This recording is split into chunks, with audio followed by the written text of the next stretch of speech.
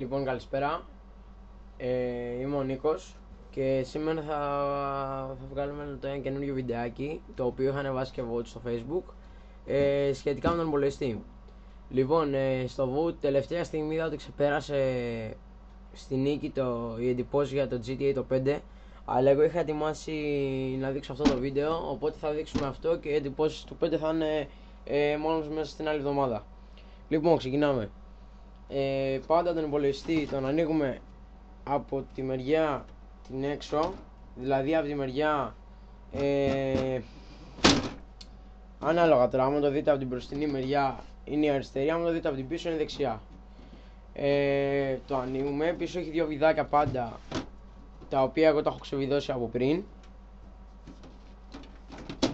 Θα πάει και βγαίνει σιρτάρωτο, το βάζουμε στην άκρη. Λοιπόν, και τώρα να δείξουμε τον υπολογιστή. Λοιπόν, ο συγκεκριμένος υπολογιστής δεν είναι και νέας γενιάς, τον έχω φτιάξει ένα δεύτερο. Ο πρώτος μου υπολογιστής είναι άλλης κλάσης.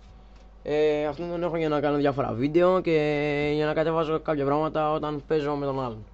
Λοιπόν, αυτός αποτελείται από ένα σκληρό Seagate 640 GB, από RAM 4 GB Jail. Έχει έναν επεξεργαστή Core 2 Duo 3,4 GHz. Και πάμε τώρα να δούμε πως θα αλλάξουμε RAM και σκληρό δίσκο. Θα τα δείξω και τα δύο. Λοιπόν, ξεκινάμε. Η RAM στον υπολογιστή εμένα είχε 4, είναι dual core. Έχει 4 τέτοιες μνήμες Gale. Είναι DDR2 στο 1 GB 800 MHz κάθε μία.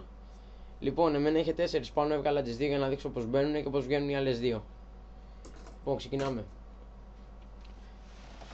Οι μνήμες πάνω κάτω, αν τις δείτε, έχουν δύο, συνήθως είναι άσπρα, αλλά σε κάποιες μυντικές είναι και άλλα χρώματα. Όπως η Gigabyte είναι γαλάζιες στις τελευταίες μυντικές που έχει βγάλει. Λοιπόν, έχουν αυτά τα άσπρα είναι σαν κλειψάκια κάτι, τα οποία τα ανοίγουμε εμείς προς τα κάτω, και το πάνω και το κάτω. Μόλις εμείς τα ανοίξουμε αυτά, νάτι, η μνήμη βγαίνει. Ωραία, λοιπόν, πάμε να την ξαναβάλουμε για να βάλουμε και τις υπόλοιπες. Βλέπουμε την εκκοπή που έχει εδώ πέρα η RAM, για να δούμε αν ταιριάζει σίγουρα με τη μητρική μας. Ξέρουμε όμως από πριν αγοράσουμε τις RAM, αν η μητρική μας υποστηρίζει DDR2 ή DDR3. Αν και όλα τελευταία είναι DDR3 και τώρα τον Δεκέμβριο μόνο θα βγει και DDR4. Λοιπόν, τη συγκεκριμένη είναι ελεγμένα DDR2, έχει δουλέψει ο υπολογιστής κανονικά. Και βλέπουμε προς τα που πάει η μικρή εκκοπή και προς τα που η μεγάλη. Να ανοίξω γιατί άλλο να είναι έτοιμο. Λοιπόν, αυτή η μνήμη τώρα μπαίνει έτσι. Την ταιριάζουμε πάνω και μετά σφίγγουμε λίγο πάνω, λίγο κάτω μέχρι να ακουστεί το κλάτς και από τις δύο μεριές. Ωραία. Πάμε να βάλουμε και τις άλλες δύο. Βλέπουμε. Πάμε, το ταιριάξουμε. Ωραία. Έτοιμο. Πάμε να βάλουμε και την τελευταία.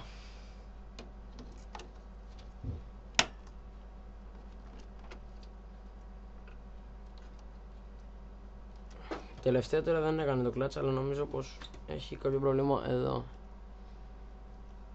Εντάξει, μπήκε κομπλέ. Ωραία, τώρα αφού βάλαμε τις RAM, θα ανοίξουμε τον υπολογιστή. Εγώ δεν θα το κάνω, θα σας πω τι γίνεται. Γιατί εμένα δεν θα έχει κάποιο πρόβλημα, γιατί αυτές φοράει και πριν λίγο που δούλευε. Λοιπόν, θα ανοίξουμε τον υπολογιστή. Θα δούμε ότι μπορεί να μην δουλέψει σωστά. Δεν τρομάζουμε.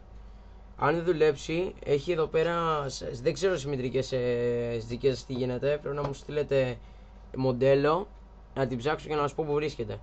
Έχει κάτι πάνω στη μητρική που είναι σαν 3 pins που μπαίνει και οι ανεμιστήρες. Είναι αρσενικά και αυτά έχουν πάνω ένα καπάκι το οποίο καλύπτει τα 2 από τα 3 και λέγεται CMOS. Αυτό είναι η ρυθμίση του BIOS. Δηλαδή όταν αυτό βγει και καλύψει τα άλλα 2, το αφήνουμε για 10 δευτερόλεπτα και μετά το ξαναβάζουμε εκεί που ήταν στην αρχή. Έχει γίνει reset το BIOS, το PC ανοίγει κανονικά και αναγνωρίζει από την αρχή της RAM. Λοιπόν, τώρα πάμε στο σκληρό μας δίσκο.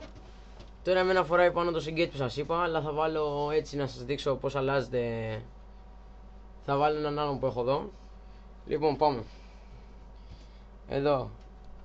Πρώτο καλωδιάκι. Είναι το SATA. Αυτό που συνδέουμε με τη μητρική ώστε να πάρεις πληροφορίες που χρειάζεται να δουλέψει σύστημα. Το αφήνουμε στην άκρη. Αυτό είναι το ρεύμα του. Η παλιότερη σκληρή δίσκη ήταν ID. Αυτός είναι όμως SATA. Είναι καινούργιας γενιάς. Αν και έχουν βγει SATA με νούμερα π.χ. SATA 2. Αυτός είναι SATA 2. Να δούμε λίγο που κολλήσει, γιατί αυτό δεν είναι με βιδάκια. Είναι λίγο παράξενο. Ένα λεπτό.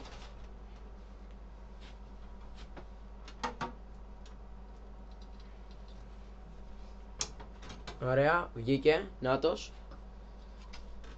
Είναι 3,5 ίντσες, όπως όλους τους πύργους, αν και μπορούμε να βάλουμε και κάποιο σκληρό SSD, ο οποίος δεν έχει μηχανικά μέρη και είναι πολύ πιο γρήγορος από έναν απλό σκληρό δίσκο, που είναι μικρότερος, οπότε βάζουμε και μια έξτρα βασούλα για να τον κρατάει. Λοιπόν, αυτό τώρα είναι του κουτιού, αλλά βγαίνουν για να μπουν στον άλλο.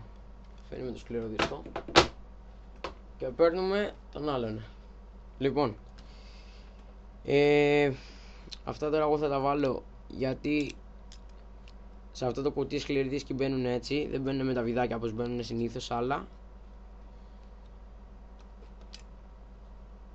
Για να δούμε λίγο, γιατί δεν μπήκε. Ωραία, κουμπώσε. Πάμε και στο δεύτερο.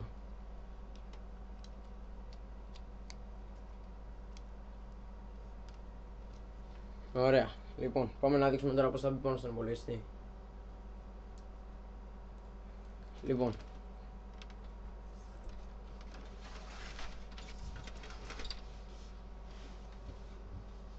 Λοιπόν, όπως είμαστε, παίρνουμε το σκληρό μας δίσκο, το ανεβάζουμε στη θέση που ήταν και πριν, κουμπώνει ωραία. Λοιπόν, και βλέπουμε τώρα τους εξώδους που βγάζει. Ο συγκεκριμένος σκληρός παίρνει ρεύμα και SATA αλλά και ID, το παλιά Molex. Λοιπόν, εμείς συνδέουμε το καλωδιάκι μας στο SATA, που είναι για τις πληροφορίες, στη θέση του, φαίνεται κιόλας. Μπήκε, ωραία. Και παίρνουμε και το ρεύμα του και το συνδέουμε γι' αυτό. Και έχουμε βάλει το καινούργιο σκληρό δίσκο. Τώρα, αν τον πάρετε από μαγαζί, λογικά με το που το βάλετε θα σας πει ότι δεν βρίσκει κάποιο λογισμικό και να βάλετε ένα CD με κάποια Windows ή γενικά κάποιο λογισμικό όπως Linux, κάτι τέτοιο, και να πατήσετε το Enter ώστε να φορμάρει να έχει λειτουργικό σύστημα. Τώρα, άμα το πάρετε μεταχειρισμένο, θα ανοίξει λογικά Windows και θα σας πει να κάνετε ένα format. Είναι πολύ απλό. Ελπίζω να σας βοήθησα. Στο επόμενο βίντεο θα δείξω και θα έχω και μια κάρτα γραφικών να βάλουμε, γιατί το συγκεκριμένο δεν έχει κάρτα γραφικών, γιατί δεν το χρησιμοποιώ για παιχνίδια. Θα δείξω πώς αλλάζουμε τροφοδοτικό, την καλωδίωση του υπολογιστή και πώς αλλάζουμε επεξεργαστή και την πάστα του. Τώρα τι άλλο, τώρα δεν μπορώ να δείξω κάτι άλλο. Στο επόμενο βίντεο θα τα δείξω αυτά που σας είπα. Ευχαριστώ πολύ.